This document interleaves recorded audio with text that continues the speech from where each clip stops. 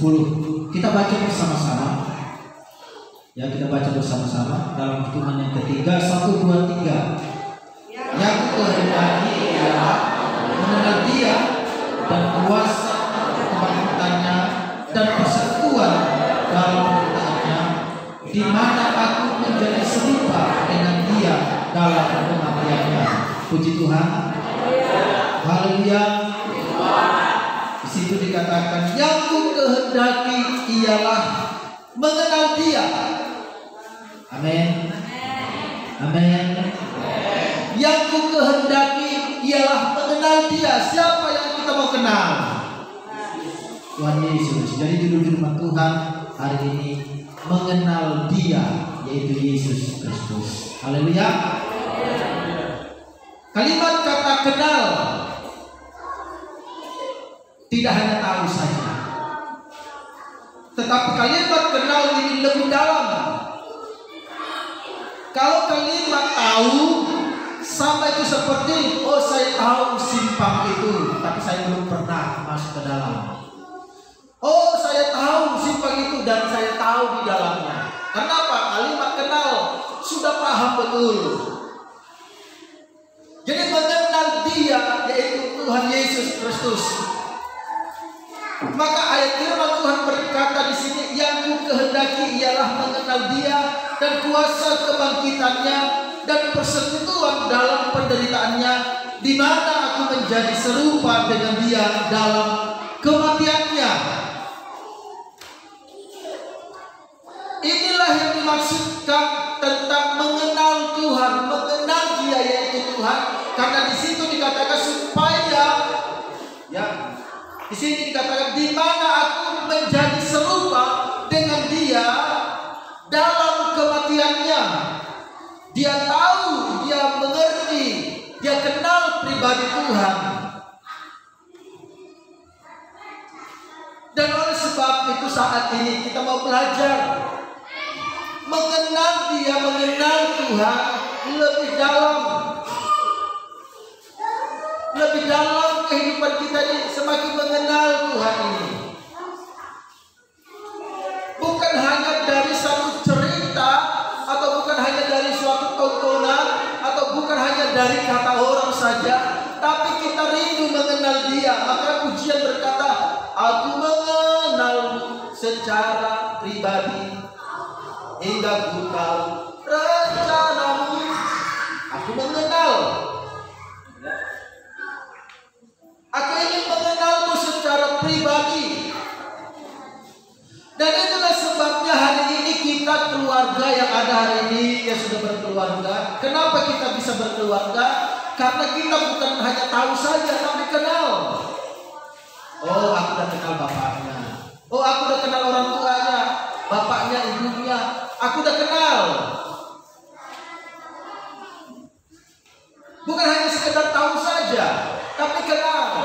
Oh, aku tahu, aku kenal kampungnya di mana. Kenal semuanya.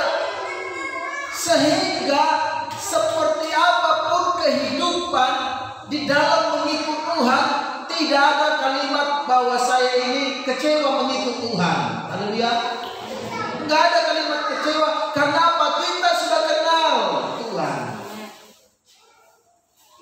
Tidak cukup hanya saja kita tahu, oh, tahu aku.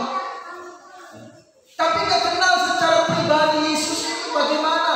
Tapi Rasul Paulus menjelaskan di sini, yang kehendaki ialah mengenal Dia dan kuasa kebangkitannya. Rasul Paulus tahu Yesus ditangkap, Yesus disalibkan, Yesus mati, disalibkan mati, baru dikuburkan, bangkit lagi. Rasul Paulus tahu. Sehingga ketika dia waktu itu masih menjadi orang yang membunuh anak-anak Allah, dan setelah Yesus tangkap hidupnya, apa yang terjadi? Hidupnya penuh perubahan. Kenapa? Dia kenal pribadi Tuhan. Sesungguhnya perjalanan dia memberitakan Injil tujuannya adalah menyelamatkan. Dan itulah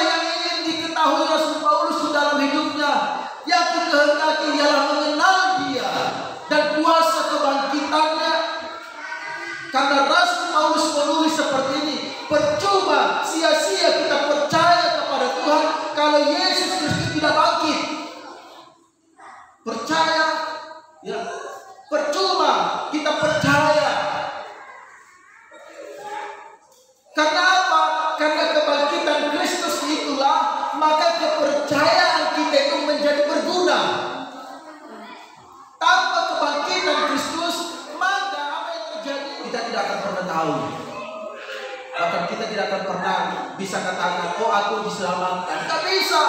Hanya karena kebangkitan Yesuslah yang membuat kita akhirnya kepercayaan kita itu menjadi keselamatan. Kalau tidak ada dalam hidup kita mengenal Dia, mengenal kuasa kebangkitannya, maka kepercayaan kita itu pun akan menjadi sia-sia. Karena ketika kita mengikut Tuhan tidak cukup hanya tahu, percaya tidak cukup, tapi ingin lebih mengenal lebih dalam Tuhan itu seperti apa. Makanya dikatakan bagian ayat yang terakhir, di mana aku menjadi serupa dengan Dia dalam kematiannya. Di situ yang jelas katakan ya, di mana aku menjadi serupa. Bukan berarti Rasul Paulus ini ingin menyamai Tuhan, tidak. Tetapi menjadi serupa di sini artinya dia ingin apa yang seperti apa yang lakukan Yesus, dia lakukan. Ketika dia menderita, memberitakan firman, ditolak. Rasul Paulus ketika dia memberikan firman juga, memberitakan kebenaran firman Tuhan, dia juga ditolak. Akhirnya dia serupa, dia alami, oh ternyata seperti ini. Jadi mari jemaat Tuhan saya kasih dalam nama Yesus. Kenal Tuhan di dalam hidup kita ini secara pribadi. Lebih dalam lagi kita masuk di dalam persekutuannya. Makanya selalu saya katakan, kenapa kita ini ketika kita memuji Tuhan kita bisa menangis, karena kita bisa rasakan di dalam setiap kalimat-kalimat, setiap lirik-lirik lagu yang ada, yang kita ungkapkan itu adalah suatu ungkapan hati. Ungkapan hati kita yang akhirnya membawa kita menjadi seolah-olah kita yang ada di situ. Dan hari ini jemaat Tuhan saya kasih dalam nama Yesus. Tolong dulu anak-anak itu diapakan dulu ya, ditertibkan.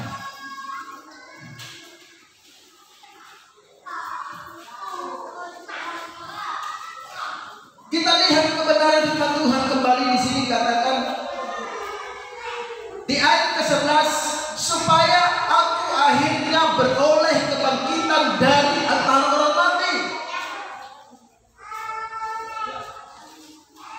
Supaya aku akhirnya beroleh kebangkitan dari antara orang mati. Akhirnya dia tahu ternyata dengan kebangkitan Kristus dia mati bangkit. Ternyata aku pun nanti ketika aku mati, aku bangkit juga. Yang artinya berbicara ada kehidupan kedua lagi. Dan kehidupan kedua itu berbicara kekekalan.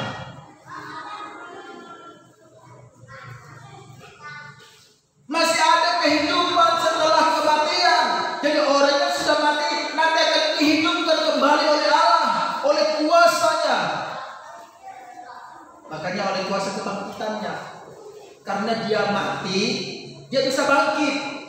Begitu juga nanti orang yang mati, dia sudah mati dibangkitkan kembali oleh Allah.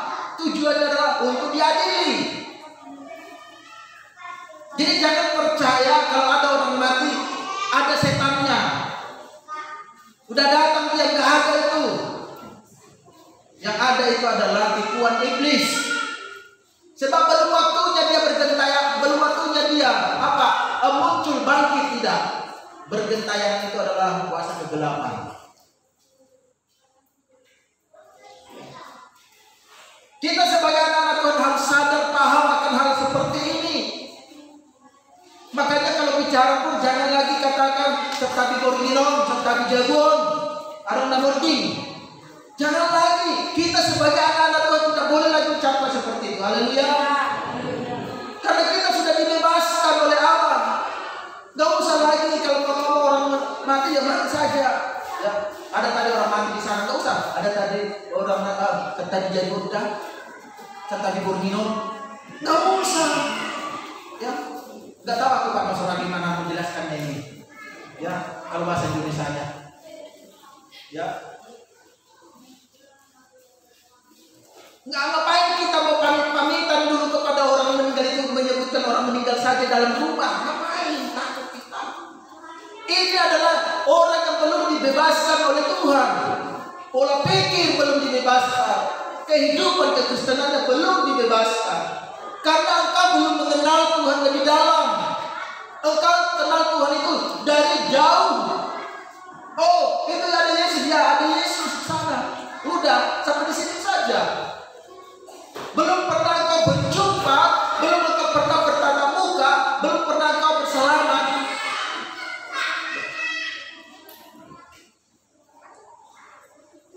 Apakah kita bisa berjumpa dengan Tuhan? Bisa. Sedangkan Musa waktu itu berjumpa dengan Tuhan, tapi tidak tahan melihat kemuliaan Tuhan. Jadi kita pun bisa berjumpa dengan Tuhan melalui mimpi. Kita lihat cahaya terang. Ya, sekali jemaat Tuhan saya kasih dalam nama Tuhan Yesus Kristus. Maka di sini dikatakan firman Tuhan, yang kukendaki ialah mengenal Dia dan kuasa kebangkitannya dan persekutuan dalam penderitaannya, di mana aku menjadi serupa dengan Dia dalam kematiannya, supaya aku akhirnya beroleh kebangkitan dari antara orang mati. Beroleh. Di sini ada kalimat supaya aku akhirnya beroleh kebangkitan dari antara orang mati. Ada dalam 2 versi. Kebangkitan dari antara orang mati di sini katakan adalah kematian secara fisik. Nanti dia yakin percaya aku bangkit nanti dan akhirnya menghuni kerajaan surga. Dan yang kedua berbicara tentang bangkit atau berbicara bangkit dari kematian rohani.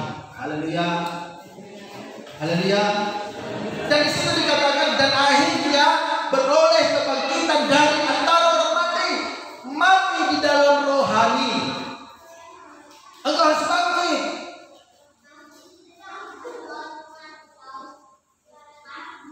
Bangkit di dalam Tuhan. Dan tidak lagi seperti itu saja. Dan selalu kita mau belajar lebih dalam mengenal Tuhan dalam hidup kita.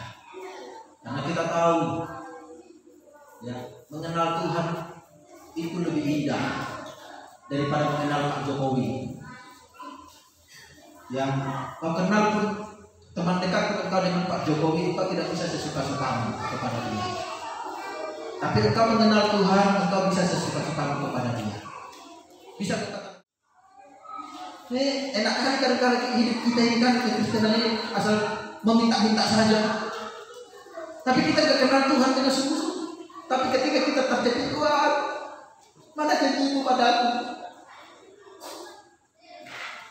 Seperti lagu orang dulu sana, janjimu padaku semanisnya madu katanya. Mana janjimu Tuhan padaku? Makanya dikatakan firman Tuhan dalam Matius pasal yang ke-7 itu, ayat 21 itu, aku tidak mengenalmu. Jadi kenapa seringkali kehidupan kita ini kita sudah, saya katakan dulu langsung saya katakan seperti ini, sudah rajin kita datang beribadah, tapi kenapa ketika kita meminta kepada Tuhan seolah-olah Tuhan tidak dengar? Kenapa? Karena Tuhan katakan, aku gak kenal. Karena kau datang ke rumah, kau datang beribadah itu bukan ketulusan hati. Ada embel-embel. Saya katakan dari depan ini hari ini. Jadi makanya kau datang ke rumah Tuhan ketulusan hati, bukan karena ada sesuatu hal yang harus kita peroleh dari dalamnya. Karena ketika kita mengikut Tuhan, tanpa kita minta pun Tuhan tahu. Apalagi kita minta kepada Tuhan. Oh iya anakku, bentar ya. Sama kita itu seperti seorang bapak kepada anak. Kita sudah tahu saudara kebutuhan dia untuk sekolah, butuh ini, butuh ini, butuh ini. Sebelum dia minta, saudara kita sudah persiapkan.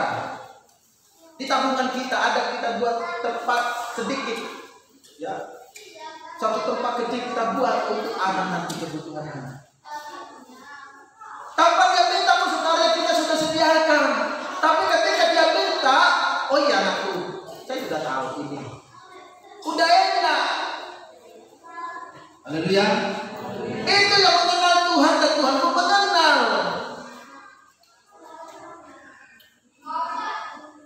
Di mana hari ini kebenaran firman Tuhan, mengenal Dia, mengenal Tuhan. Engkau harus tahu ada firman Tuhan berkata seperti ini. Engkau harus kenal Tuhan, baik di dalam kemurahannya, baik di dalam kegeramannya. Tuhan penuh kemurahan. Kita lihat dalam perjanjian lama, Tuhan selalu menuntun bangsa Israel. Tetapi ketika bangsa Israel ini seolah-olah mau merajuk, seolah-olah dia menjadi anak manja, dia berusaha merengek-rengek, padahal Tuhan sudah upayakan kehidupannya. Akhirnya apa? Ketidaktundukannya bangsa Israel itu akhirnya Tuhan musnahkan. Seolah-olah ketika kita pikirkan secara logika, seolah-olah Tuhan ini jahat bagi kita. Enggak. Ya, saya langsung katakan tidak jahat. Tetapi itulah zaman perjanjian lama dahulunya. Ya. Makanya zaman hari ini, engkau mau senakal-nakal apapun hari ini kita ini, Tuhan tidak musnahkan. Karena belum saatnya ada penghukuman. Jadi apa yang terjadi yang kita alami itu adalah suatu peringatan, suatu teguran supaya kita ini oh iya aku sudah mulai agak jauh. Oh iya aku sudah mulai melenceng, aku sudah mulai tidak terarah lagi ini. Kompasku sudah mulai hilang. Kompasku sudah mulai rusak. Jadi aku tidak tahu lagi arah tujuan ini kemana. Sehingga Tuhan arahkan dengan suatu teguran. Tujuannya adalah supaya kita ingat kembali, menghidupkan kompas. Oh ternyata saya sudah jauh melenceng. Dan akhirnya apa? Setelah itu kita paham, oh ternyata saya sudah jauh. Kembali lagi ke titik koordinat yang mana. Kembali lagi suatu rute yang sudah dibuat.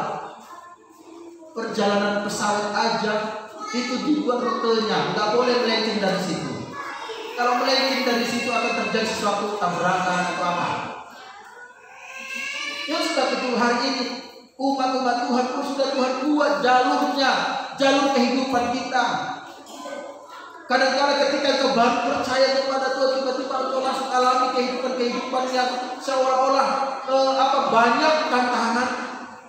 Ya ngobrol jangan langsung engkau patah semangat di dalamnya, tapi belajar engkau mengingat. Ini yang perlu harus kita pahami. Ya. Yang aku kehendaki, ini harus menjadi kerinduan kita.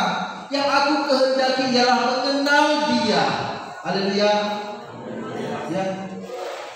Coba ditaruh dulu tangannya di atas dadanya seperti ini. Taruh dulu. Katakan dengan dalam hatimu. Katakan, yang aku kehendaki ialah mengenal Dia. Haleluya. Haleluya. Itu yang menjadi kerinduan kita. Yang aku kehendaki ialah mengenal Dia. Ini yang aku kehendaki. Sekalipun mungkin aku susah, tapi ini aku rindu, ingin mengenalmu secara pribadi. Rindukan itu dalam hidupmu. Tanpa kau rindukan itu, tidak akan mungkin engkau berjumpa dengan Tuhan. Jadilah seperti Sakeus itu. Ingin tahu seperti apa Yesus itu. Seperti apakah Yesus itu? Kenapa banyak orang mengagumi? Kenapa banyak orang mengejar? Kenapa ketika mendengar nama Yesus ada begitu banyak orang terkerubung? Ya penasaran dengan hal itu. Begitu juga dengan kita. Kenapa orang lain sana bisa ketika berdoa menangis, ketika memuji Tuhan, menyembah Tuhan menangis? Apa sebenarnya resepnya? Apakah dia bawa insto dari rumah diteteskan lalu menangis? Atau ditaruh balsam sedikit biar seperti ini? Enggak. Itu bukan direkayasa. Berkata-kata saja kita bisa menangis. Kadang-kadang ketika kita ucapkan suatu perkataan saja kita bisa meneteskan air mata. Atau mata mungkin terlalu irit, mungkin air mata kita terlalu sedikit, air mata kita berlinang-linang. Bisa. Karena apa? Karena kita sudah mengenal Tuhan. Jadi orang yang mengenal Tuhan itu sebenarnya adalah orang yang suka menangis. Ya. Tapi bukan dikit-dikit ada masalah menangis, bukan. Ya. Ada masalah nangis, enggak. Bukan itu maksudnya. Orang yang menangis itu adalah bukan orang yang sedih, tapi orang yang bahagia. Haleluya. Pernah nggak jumpa dengan kawan kita? Udah puluhan tahun nggak jumpa, ternyata masih hidup kawanku ini. Bisa mata kita berkaca-kaca, apalagi teman kompak waktu SMP. Seperti saya dulu waktu pergi ke Jawa, jumpa dengan kawan saya.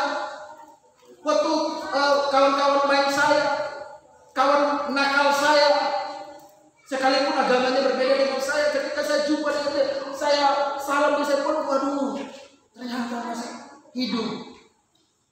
Ya karena kita tidak pernah pikirkan bisa jumpa.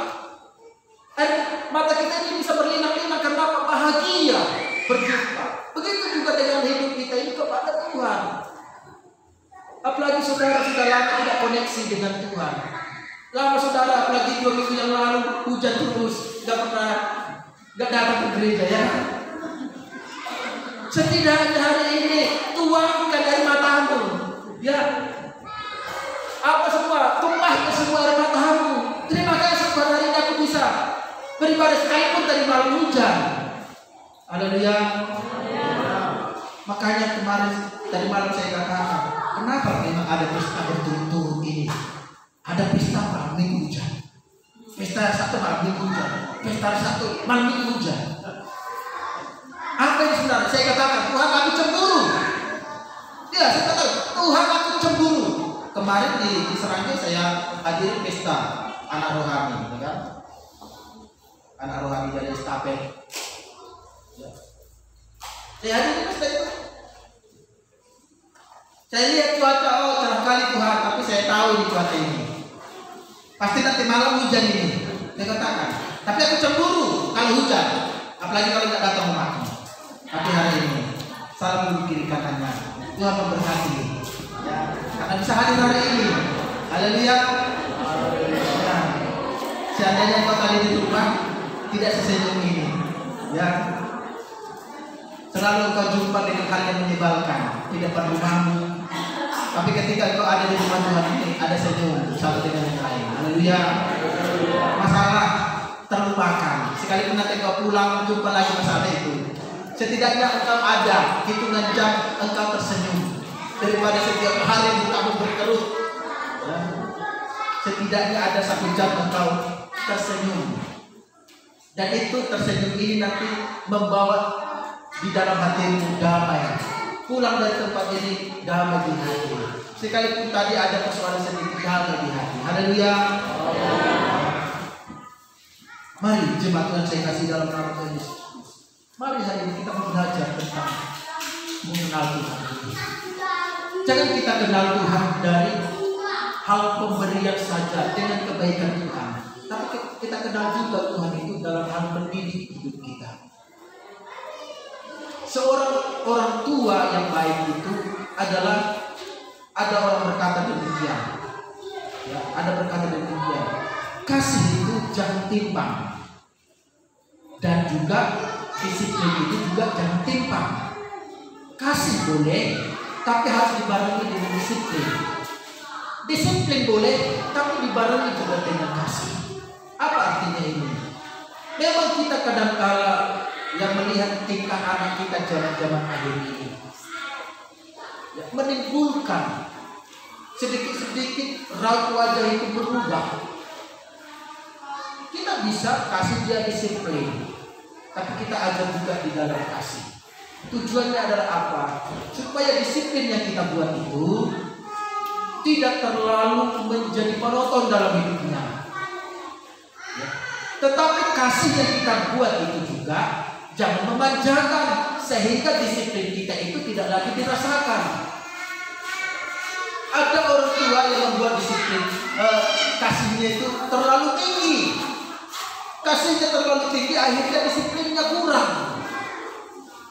Jadi mau bagaimanapun dia ada, daripada nangis, daripada dia merajuk, enggak boleh. Ada waktunya dia kita buat pelajaran, kita buat disiplin. Jemaat Tuhan pun demikian kami buat. Ya, engkau yang mau meraju-raju, saya biarkanlah dulu. Ya. Baru ada nanti waktunya lagi dibalut lagi. Kenapa? Enggak selamanya terus dibalut-balut, nanti semakin busuk. Luka kalau dibungkus terus, itu semakin busuk, bukan semakin sembuh.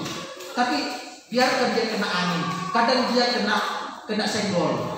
Kadang dia kena kayu, kadang dia bahkan dia mau berdarah lagi. Tapi ingat, justru karena ketika dia berdarah, di situ masih mengalir namanya ada kehidupan. Jadi luka yang tadi itu, kalau masih ada darahnya, dia akan gampang sembuh. Tapi kalau dibungkus-bungkus, dibalut terus, itu semakin membusuk. Karena pernah saya alami, kaki saya dulu ini pernah robek dalam waktu jatuh dari sini. Mungkin ada yang jemaat Tuhan ingat dulu dari sini dulu, jatuh dari kursi, ya, langsung robek di sini dalam. Pas waktu itu mau pertemuan, karena saya takutnya saya bungkus-bungkus, saya ikat-ikat, justru semakin bau. Itu gembala katakan, kok kali apa katanya?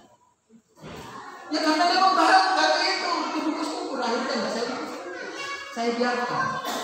Saya cuci, saya bersihkan, bahkan saya goreskan, berkeluar darah, akhirnya membasuh yang bagus. Jadi gak selamanya kita buat namanya kasih itu berlebihan. Harus ada juga disiplin. Haleluya. Yang penting aman anak-anak itu mau kemana pun dia, engkau tidak tahu.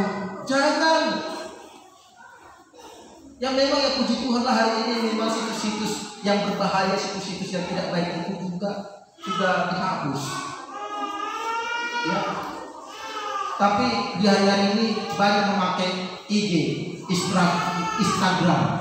Ternyata dalam Instagram itu juga banyak yang tidak baik di situ. Makanya dulu saya tidak mau menggunakannya. Ya karena saya lihat perhatikan pemuda-pemuda saya banyak di situ Instagram, saya buatlah Instagram.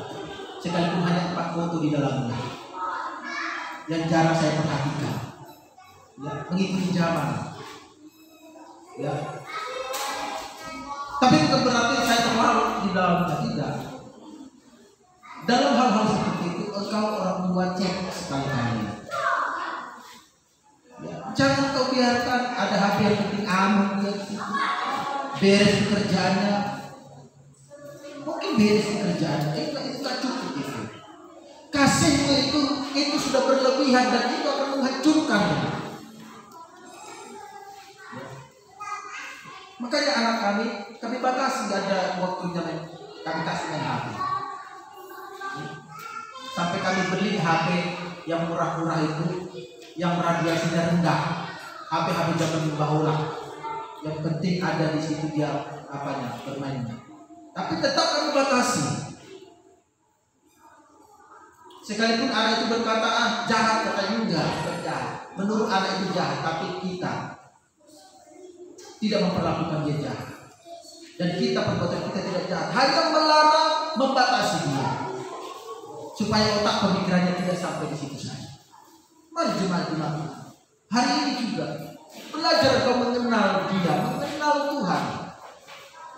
Kami pun belajar mengenal saudara. Sebagai gembala kami belajar mengenal saudara. Kami tahu jemaat-jemaat Tuhan kalau sudah datang di misi itu siapa saja yang datang, siapa nanti enggak. Sudah tahu kalau nanti ini yang datang ini pasti enggak datang. Tahu. Karena udah kenal. Ya, udah kami kenal. Jadi jemaat Tuhan harus kenal gembala. Kalau sudah mulai ratunya gembala berubah, udah. Jangan kalian buat yang lain. Kalau apalagi gembala sudah pengumuman, udah mulai kayak gini udah. Perhatikan, belajar mengenal. Disitulah kita saling, tidak ada lagi miscommunication, tidak ada lagi namanya jarak lagi, tidak ada lagi namanya perbicaraan itu menjadi jarak di antara kita. Belajar sama-sama saling mengenal. Haleluya, haleluya. Mau ya saling belajar mengenal ya, haleluya. Yang di sampingmu belajar kau kenal dia, ya. Kalau nggak suka dia digara-garai, jadi orang yang suka membuat cerita. Supaya apa? Belajar mengenal di samping kita. Siapa teman duduk kita? Kita belajar, kita kenal. Ya. Jangan jadi ajang lagi yang seperti ibu yang menggendong anak. Ya. Nggak perhatikan lagi firman. Ya, tetap juga konsentrasi sekalipun ada anak. Kalau boleh sambil pukul dalam nama Yesus ini, cengeng ini, buang ini. Ya, seperti itu. Haleluya. Ini ya, ini pukul kaki dalam nama. Ada apa pukul? Nah, lama-lama anu. Ya sudah menggunakan keluar. Ya. Akan ikutin akan keluar. Sudah janda kalau begini-begini lagi. Jangan. Tapi kita mau belajar dengan bagaimana caranya orang mengenal Allah kalau dia tidak mendengarkan Tuhan atau tidak mendengar suara Tuhan atau tidak mendengar firman Tuhan. Bagaimana caranya kita mengenal Tuhan? Tak akan bisa. Cara kita salah satunya untuk mengenal Tuhan adalah sering kita membaca firman Tuhan, sering kita mendengarkan firman Tuhan. Itu caranya. Jangan hanya sering kita mendengar apa yang dikatakan medsos. Ya. Lebih tahu kita sisi-sisi kehidupan artis daripada sisi Alkitab. Oh, ya si NN itu di kita berjari itu seperti itu. Ini kita tahu, tapi firman kita tidak tahu. Seharusnya firman itu yang sering kita ucapkan. Oh, ada loh firman Tuhan berkata seperti ini. Hati yang gembira adalah muka. Jangan cemburu muka kawan. Katakan seperti itu. Kalau raut mukanya sudah mulai muram, hati yang gembira adalah muka. Belajar gembira. Mungkin kawanmu sudah bermalas-malasan dia, sudah malas dia datang beribadah, katakan Amsal 6 ayat 6 berkata demikian, hai malas saja kepada semua. Bisa kita belajar mengungkapkan firman kepada kawan sahabat. Ya. Mari jemaat Tuhan saya kasih, yang ku kehendaki ialah mengenal Dia dan kuasa kebangkitannya, supaya di situ dikatakan, ya, di mana aku menjadi serupa dengan Dia dalam kematiannya. Dia rasakan seperti apa yang dia rasakan. Seperti apa yang Tuhan Yesus rasakan. Rasul Paulus merasakan segala sesuatu yang dia rasakan. Bagaimana dia dipenjara, bagaimana dia disiksa, memberitakan firman Tuhan, disiksa dia. Yesus juga demikian.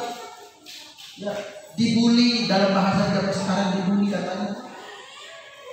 Ya sekalipun itu sebenarnya bahasa Inggris, tapi zaman sekarang dikatakan dibully katanya. Namun saudara-saudara terima kasih dalam nama Tuhan Yesus. Mari hari ini kita mau belajar. Kita mau belajar mengenal Tuhan dalam hidup kita. Mengenal cara Tuhan mendidik kita. Mengenal Tuhan senantiasa membawa kita dalam rencana. Jalan saya dengan jalannya yang lain itu beda.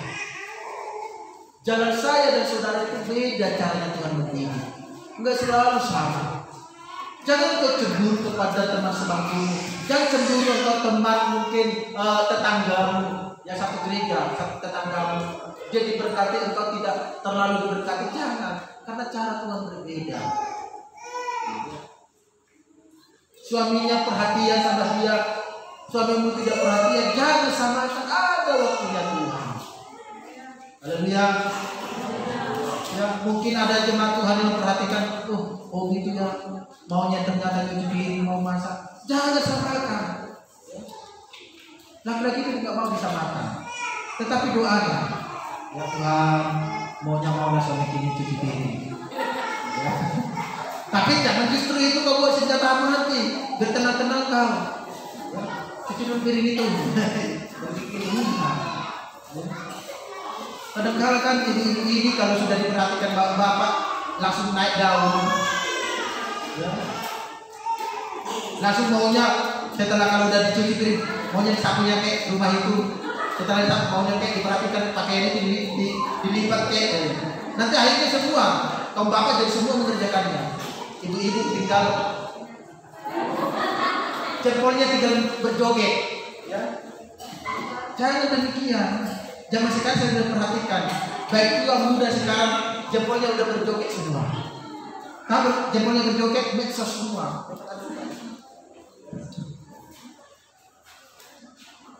Yang udah umurnya 50 sekarang sudah saya perhatikan, sudah mulai HP-nya udah lebar-lebar.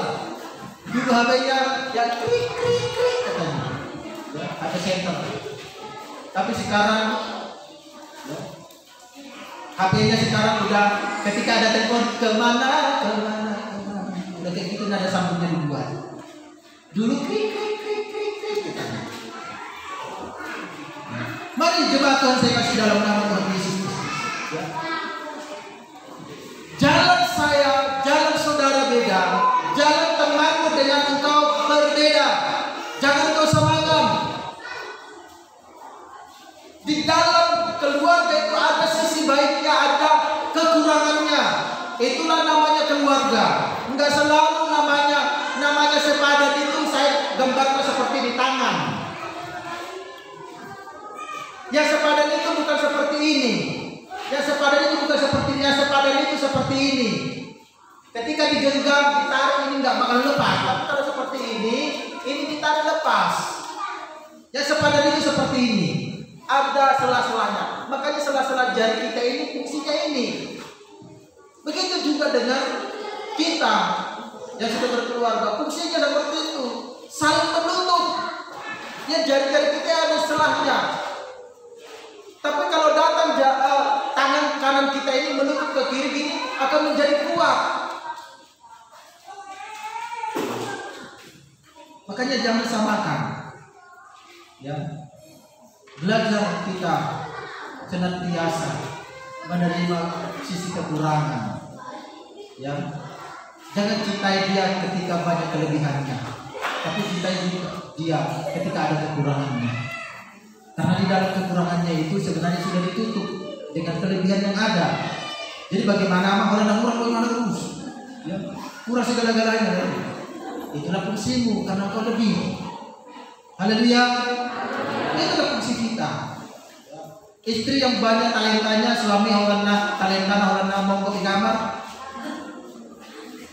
Datang kau ibu tarik kakinya. Ya, itu talentanya. Artinya saling menutupi kekurangan. Makanya yang kehendakilah mengenal. Akhirnya engkau harus saling mengenal satu dengan lain. Suamimu kau kenal dengan baik, istrimu kau kenal dengan baik. Saling mengenal. Kalau kau tidak saling mengenal, maka terjadi bentrok terus. Saling kau mengenal gembala dengan jemaat. Kami pun mengenalmu. Jemaat harus mengenal gembala dan gembala semuanya. Saling harus mengenal supaya tidak ada lagi namanya clash, tidak ada lagi namanya menjadi jarak di antara kita. Justru itu yang paling indah. Makanya persekutuan yang paling indah di hadapan Tuhan adalah mengenal Tuhan. Ketika kau kenal Tuhan itu paling indah. Jadi engkau tidak prasangka buruk kepada Tuhan. Sekalipun mungkin engkau adalah orang yang paling setia di hadapan Tuhan, tapi ketika kau meminta Tuhan belum kasih, bukan berarti Tuhan tidak dengar. Belum waktunya. Haleluya. Itu Tuhan buat perhitungan. Karena Tuhan Maha tahu. Tuhan tahu rancangannya. Tuhan tahu jalan-jalan hidup kita. Jadi jangan kita maksakan maunya seperti ini, seperti ini. Enggak. Jangan kita menuntun Tuhan, tapi izinkan Tuhan menuntun hidupmu. Banyak di antara manusia, dia ingin menuntun Tuhan. Maunya aku seperti ini, Tuhan. Maunya aku seperti ini. Harus Tuhan yang menuntun hidup kita. Ya. Lalu sebab itu mari hari ini kebenaran firman Tuhan datang dalam hidup kita. Yang kehendaki mengenal Dia dan kuasa kebangkitannya. Ya. Sehingga dia dapat rasakan, dia dapat nilai apa yang Tuhan buat selama ini. Ternyata aku udah alami. Mengikut Tuhan adalah sesuatu yang paling indah dalam hidup kita. Jangan engkau pernah salah. Jangan engkau pernah salah. Mengikut Tuhan adalah yang paling indah dalam hidup ini. Ya, karena Tuhan tidak pernah memberikan kita suatu beban dalam hidup kita. Justru Tuhan berkata, mari kepada aku. Justru Tuhan minta beban yang ada dalam hidup kita ini, Tuhan minta dalam hidup kita. Supaya apa? Apa tujuannya? Biar Tuhan yang mengambil beban itu dari hidup kita. Artinya bukan berarti dipindahkan, artinya mari sama-sama kita pundak beban ini. Ketika bersama dengan Tuhan kita memundak suatu persoalan menjadi ringan. Pelajaran saja sudah berkata demikian. Ya. Berat sama dipikul, ringan sama dijinjingkan aja kalau dalam peribahasa. Apalagi dalam doa, makanya Tuhan katakan mari kepada Tuhan yang lesu, berbeban berat, yang penuh dengan masalah, yang penuh dengan persoalan. Mari datang kepada Tuhan. Karena Tuhan tahu kita ini tidak mampu. Haleluya. Tuhan tahu kita ini tidak mampu. Tuhan tahu kapasitas kita. Makanya Tuhan tawarkan mari kepada aku. Maka aku katakan mari kepada aku. Datang kepada Tuhan. Sekalipun dalam suasana dalam hidup kita ini penuh dengan tantangan. Datang kepada Tuhan. Sebab Tuhanlah jawabannya. Di dalam Tuhan segala sesuatunya. Ya. Orang tua kita itu hanya bisa memberikan sedikit saran. Tapi lebih banyak orang tua kita memberikan saran yang efeknya negatif. Lebih banyak. Saran dari orang lebih banyak negatifnya. Tapi saran daripada Tuhan adalah selalu positif. Sekalipun mungkin secara logika tidak masuk akal. Tapi karena jalannya Allah bukan jalan kita. Dan hari ini kenallah Tuhan kita. Haleluya. Ya, kenal lebih dalam Tuhan kita. Kuasa kebangkitannya. Tuhan sudah bangkit dari kematian, membuktikan bahwa sesungguhnya Tuhan dapat lakukan segala sesuatu. Hari ini apa yang kau alami, Tuhan mampu lakukan segala sesuatunya. Amin. Atau mungkin butuh keuangan, bisa kau minta kepada Tuhan. Bisa kau minta. Sekalipun engkau tidak, orang yang tidak setia kepada Tuhan, bisa kau minta kepada Tuhan. Tapi ingat, jangan langsung merajuk ketika belum dikasih. Sabar saja menunggu. Sekalipun engkau tidak setia kepada Tuhan, sekalipun mungkin orang tidak menginjakkan kakinya ke gereja, bagaimana dengan orang sana yang tidak pernah beribadah? Hidupnya sukses. Jadi kenapa kita orang yang percaya tidak sukses? Kadang-kadang kita salah mengenal Tuhan. Jadi hari ini belajar untuk mengenal Tuhan di dalam kuasa kebangkitan. Kenal Tuhan itu sesungguhnya Tuhan tidak selalu menjawab doa kita, tapi selalu Tuhan memberikan waktu yang tepat, indah pada waktunya. Amin. Seperti hari Jumat kemarin dikatakan ya, karena segala sesuatu indah pada waktunya. Karena manusia tidak dapat menyelami segala perbuatan Allah, pekerjaan Allah. Tidak dapat kita selami. Mari jemaat, kita tidak dapat selami perbuatan pekerjaan Allah dalam hidup kita. Kita tidak bisa selami kenapa dia bisa seperti ini, kenapa itu bisa seperti ini, tidak bisa kita selami. Itu caranya. Mari jemaat Tuhan kasih dalam hati. Mari hari ini kita belajar mengenal Tuhan lebih dalam hidup kita. Dan oleh sebab itu demikian kebenaran firman Tuhan buat hari ini. Kita rindu bersama-sama ya. Seperti yang saya katakan tadi, Tuhan itu selalu berbagi dalam hidup kita. Tuhan selalu menawarkan mari kepadaku yang lebih lesu. Karena Tuhan ingin berbagi dengan kita. Ya. Tuhan ingin membuat engkau bisa berjalan. Karena Tuhan adalah Maha Kuasa. Ketika kau terpuruk dalam persoalanmu, Tuhan adalah yang Maha Kuasa. Dia mampu membawamu melangkah. Haleluya. Sekalipun lututmu sudah mulai goyah, bahkan engkau mungkin tidak bisa lagi berdiri, tetapi Allah adalah Maha Kuasa. Tuhan sudah tunjukkan kuasanya. Orang yang lumpuh berjalan, orang yang pincang bisa berjalan, orang yang mati bisa hidup, orang yang kerasukan bisa sembuh. apalagi yang kurang, apalagi hidup kita ini. Makanya Tuhan selalu menawarkan. Hanya saja kita tidak mengenal Tuhan lebih dalam di dalamnya, sehingga kita ragu, ya. Sehingga logika kita lebih banyak daripada apa kata Tuhan. Kata logika lebih banyak kita ikuti daripada apa kata Tuhan. Dan hari ini mari kita belajar hanya bersama dengan Tuhan kita mampu. Haleluya. Bersama dengan Tuhan kita mampu.